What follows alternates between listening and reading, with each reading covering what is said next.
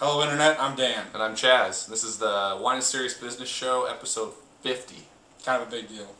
Pretty crazy. I had no idea this was going to be our 50th show, but it's fitting because we're doing something that's pretty exciting. Yeah, based on some recommendations from one of our fans, we suggested that that we do the Pioneers of Oregon. We talked about this before, like, yeah, we're going to do it, we're going to do it, we're going to do it. We finally got the bottles together. We're going to make it happen. We're going to be tasting Irie, Ponzi, and Edelstein. Some of the first people making Pinot Noir in Oregon. This is back in the late 60s. David Hills vineyard was planted back then too. We tried to get a bottle of that. It didn't work out. It was all sold out when I went. Sorry, David. Two Davids on that one. Yeah, that's true. But they're some big, some big names. People have been around for a long time. Really built Oregon into what it is today. So it's really excited to try. Some of their current releases. These are all base level. Should be a good time. Yeah, and I've never had the side by side, and actually I've never had the Ponzi standard release stuff. I've only got to taste Edelstein before, and Erie I've only had on a couple of occasions. So this is exciting to put them all right next to each other, get an idea of what these producers are making. So yeah, let's get right into it. Yeah. The first one's going to be the 2007 Erie Vineyard, estate grown in Dundee Hills. So, all right, there we go. Pretty light right off the bat. Yeah, definitely light in color. 2007. I don't know if I said that. I probably did, but yeah, a little sippy sip. Well, full-on funk on the nose here. Yeah, like the full-on Oregon. Yeah, good old Oregon right there. Yeah. But yeah, leaves on the forest floor. Terroir. Raspberries. Yeah. Very funky. Like the earthy funk is right over the top of the fruit. Pretty balanced on the nose though. It smells really good. I like it. Been open for about what, 30 minutes, something like that. Yeah. And just pop the cork. That's it. So. Yeah, funk and raspberries.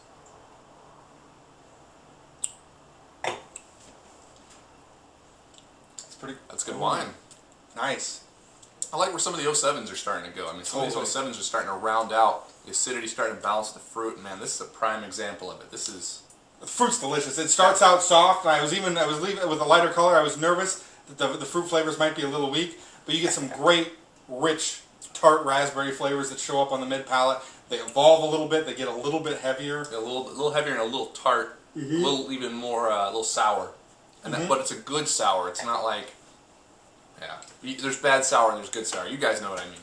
This is good sour. The tannins have a nice firm touch, but they never get too strong. Not gritty. They're hitting me across the back of my palate. Like hardly there, but they're there. Very well integrated. Really good use of oak here. I've had their basic level bottling a couple times, different vintages. Haven't been too impressed. This is definitely the best, their best entry level bottle that I've had before. I've liked their reserves fairly consistently. But this is really enjoyable. This is really good wine. I'm going to go 90 points on it. There is some evolution, like he was saying. The integration is there.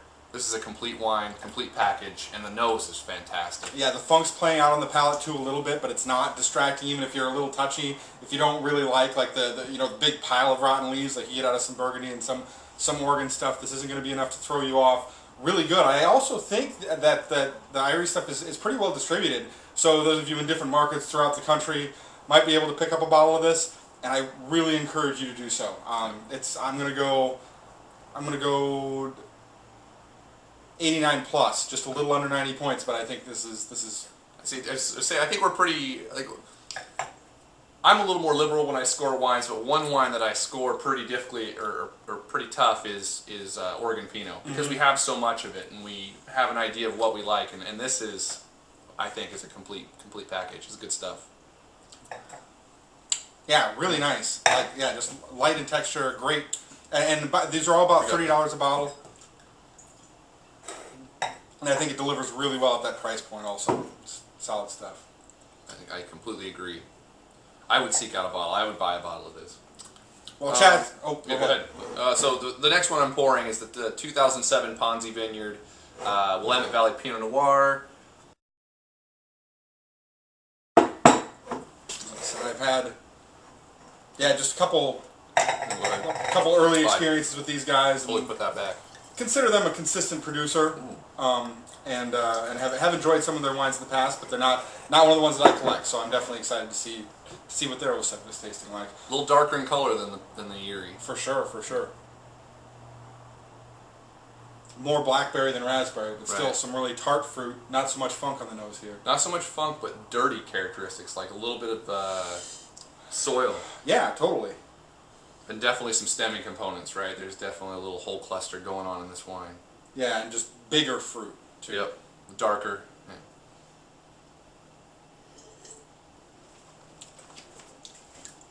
Again, real nice soft touch. And I'm getting the blackberries, again, more so than the raspberries. It's not like this brighter fruit, it's a little darker fruit. Soft touch all the way across, pretty clean. Thick and hard. Yeah. This one doesn't. This one isn't as nice across the finish as the Erie. Yep. The acidity comes in a little strongly on the finish. Kind of wipes out a little bit of the flavor.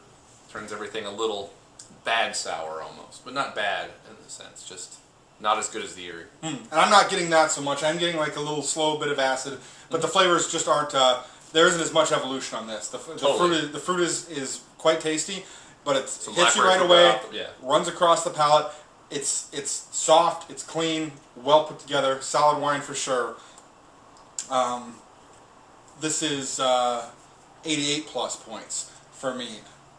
A lot more direct. Where this might come out ahead is if you really like the darker fruits, or if the tart sour flavor. Well, I guess for me, if the tart sour flavors kind of turn you off, I'd lean more towards this. But it seems like you're getting more of the tart. Yeah, yeah. I mean, this is the Erie's more red fruit. This is a little more black fruit. Definitely the more blackberry characteristics and like dirty blackberries. I'm still getting like hints of like you were on a gravel road picking blackberries and they're all dusty, and that's what you're tasting in the wine a little bit. It's a cool wine, but still, like he was saying, that's pretty much all it is, and then not much else going on afterwards. I'm gonna go 80, bouncing back between 87 and 80. I'll go 87 to 88 points on this. I'm struggling between those two numbers. And if we were really sharp, I guess we could launch into a discourse about the different vineyards that these are coming from, and maybe how these different fruit characteristics speak to the terroir in the area. We don't really know. We also know that a lot of you watching are from Oregon, have probably been drinking these wines for perhaps a few decades, probably know more about this than we do. So if you've got any cool comments about where these grapes are grown, characteristics of any of these producers that you've tasted over the course of the years, we'd love to hear them. Put them in the comments or send us an email. School us. Yeah. Drop some knowledge. All right. So now, the Adelsheim 2008 Willamette Valley Pinot Noir. That's the next one.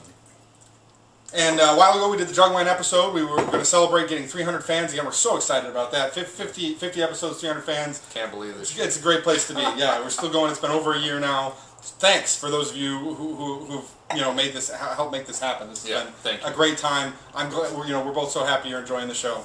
So we did a drawing to give a prize away. Nobody really wanted to watch the Jug Wine show. Apparently, we only got 5 comments. This is less. This is less than the prize we gave away for hitting 50 fans. Yeah. We have more comments than we had 50 fans. It's not a good sign. Yeah, I guess it wasn't a very compelling episode. I'd like to think that maybe more people will watch this, and they'll maybe pay more attention, get involved in drawings in the future. Anyway, there were only 5 people. Us never watch again. Yeah, I guess that's true too. Yeah, we'll see what happens. So we got a die roll. We got 5 names on the list here. Let's see who wins the prize. No, okay. 6. So, okay. 6. 6 is our disqualified. We go from top to bottom. Yep. Oh, so 6 is disqualified. We gotta roll it again. Wow. See how many 6s you can roll around. Yeah, there we go. Number 1, Sarah Francis.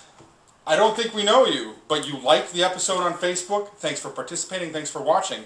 I'll be sending you a message pretty soon, and we'll figure out where you live and what we can send you. Hopefully we can send you a bottle of wine. Yeah, hopefully it works out that way. Drink this. Come on. Keeping me on track. Thanks for watching. One thing that's going to be good about this show is we don't have to worry about not wanting to drink these wines. Like, we're going to be hitting all these wines, I think, at the end. Yeah, which is really nice. I'm looking forward to it. So far, so good. All right, so 2008 Adelsheim. What do you know about this? Not much. So Adelsheim's kind of been in the dark for me for a long time. I know they've been around, but it wasn't until this year that I really tasted some of their wines. I went to an event at Red Slate recently where we tasted the bottle, really enjoyed it. Made me want to seek them out some more. Then we went to visit the tasting room, and they got some killer stuff right now. Some of their single vineyards. You talk about $75 a bottle Pinot Noir. You're like, oh man, that's a lot of money. I don't know. Some of their wines hit it. Totally deliver. I think they deliver at $75, which is saying a lot. Like, I don't say that much about Oregon Pinot, but they're killing it. Hits it. So. Yeah, they're really killing it. So I'm really excited to give this a try. lighter nose so than the other two. 2008. So right off the bat, yeah, the color's darker. Mm-hmm. And the fruit is more of a blend. It's like red fruit, but a high intensity red fruit for me. And I'm getting some plum notes on there too, but yeah, some of the raspberries. Yep. And I'm getting a little bit of oak, and don't mistake this at all with it being like big oak bomb or big vanilla scent on the whole thing. There's just like a light touch of oak, kind of mixed in there with the fruit. It's very well integrated on the nose, I'd say.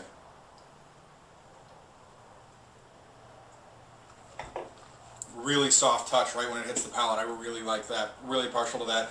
If you follow the notes that I read on Grape Stories or whatever, wow, yeah, there's some cool stuff going on there. When I get really excited about a soft, velvety mouthfeel, something that has a real delicate touch to it, but still a fullness, and this is really starting to hit on that. Yeah. Yeah. At this price point, that's pretty notable. Coming from the Ponzi, this is a much rounder wine. I mean, like it's warmer. Mm-hmm. Like I mean, maybe what's the alcohol on it? I can see it being a little higher. It is a little higher. I can definitely feel it a bit more. Does it not say on this bottle? I don't know. It's certainly in an interesting spot because we're comparing against 2007 from the other producer. So we I don't think it says. We expect there it is, 13.3. Wow. So we expect it to be a little softer, a little less acidic than some of the 2007s. Yeah. But even still, this is delivering really well. And the oak is coming across a bit more, for sure. But it's like it warms the wine, rounds it out more. The fruit flavors actually sit there for quite a long time on the palate. The mid palate length is really good. Yeah, and it's got like this soft touch on the front and middle of my mouth, and then the back end on the finish, the fruit rises up a little bit, and the acidity is even. I wouldn't say it's really strong, but the acidity is even and full and plays well with the fruit on the finish. More tannic, more acidic. Yep. Lasts for a long time too. Yeah, sits on the palate really nice. Raspberry, some plums. Now I'm getting it. Boy, now that on that sip, I did get man, you can just barely tell there's the heat. Yeah, there's just a little hint of it. And normally I hold that against wine quite a bit. So, take me seriously when I say that it's not enough to cause trouble. Like I'm as critical about that as anybody you know, right? And I'm pretty light to it. I think the only reason I know, or I felt it was, and felt the need to comment about it was coming from the Ponzi, which I didn't detect anything on. Right, so. But it's mixed in with a little more structure. The tannins are still super balanced. I'm so impressed with all of these. I'm still pretty young wines that the tannins. The Edelstein could go a while. Yeah, the tannins are wrapped together really well. Good firm structure that's integrated well with the rest of the fruit. High intensity fruit. This is not high intensity, not like over the top, but I mean good intensity, like typical Oregon 08 intensity. It's nice. Still clean touch right there. Yeah, it's just well balanced, man. Just a good touch. Definitely, personal tastes are starting to come into this, right? Some people like a thicker wine, heavier fruit, Syrah, Cabernet, etc. This is definitely, more the Pinot Noir that we're both pretty fond of, where the acidity balances out. The fruit has great flavor, but doesn't really slap you around as much. Well, there are good wines that do that too, but this is the balance on. We're talking too much. Really nice. Score it. Yeah, you're right. I do this at work too. Yeah. So.